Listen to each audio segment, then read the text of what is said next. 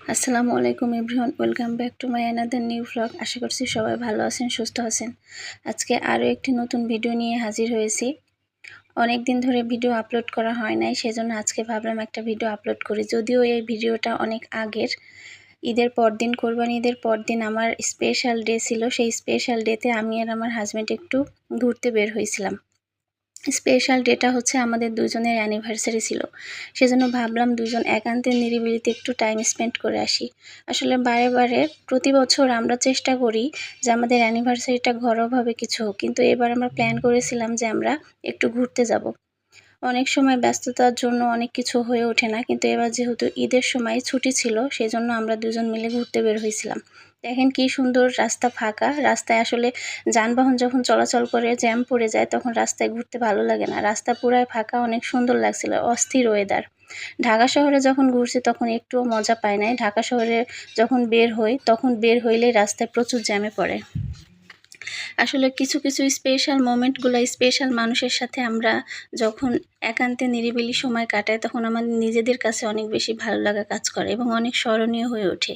আর স্বামী হচ্ছে বন্ধুর মতো, যাকে সব কিছু শেয়ার করা যায়। কিন্তু এখন অনেক মেয়েদের স্বামীরা আছে যারা স্ত্রীর মন বোঝার চেয়ে ভুল ধরে বেশি, স্ত্রীকে ভালোবাসার চেয়ে অপমান, অবহেলা, লাঞ্ছনা করে বেশি। তাই তো নারীদের স্বামীর সুখের সংসার ত্যাগ করে বাপের বাড়িতে অবহেলার দিন পার করতে হয়। বাট আমার হাজব্যান্ড অনেক সাপোর্টিভ, আমাকে অনেক সাপোর্ট করে। আলহামদুলিল্লাহ, আল্লাহর কাছে লাখো কোটি শুকরিয়া যে আমি এমন হাজব্যান্ড পেয়েছি।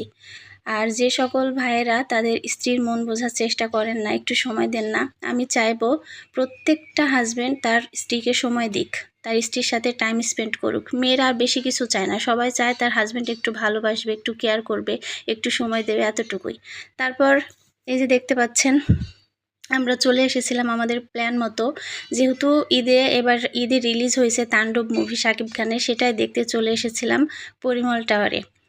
আপনারা যারা আমাদের এলাকার আছেন তারা অবশ্যই পরিমল টাওয়ারটা চিনেন, যারা আছেন তারা অবশ্যই কমেন্টে জানাবেন যে এটা কোথায়, কোন জায়গা।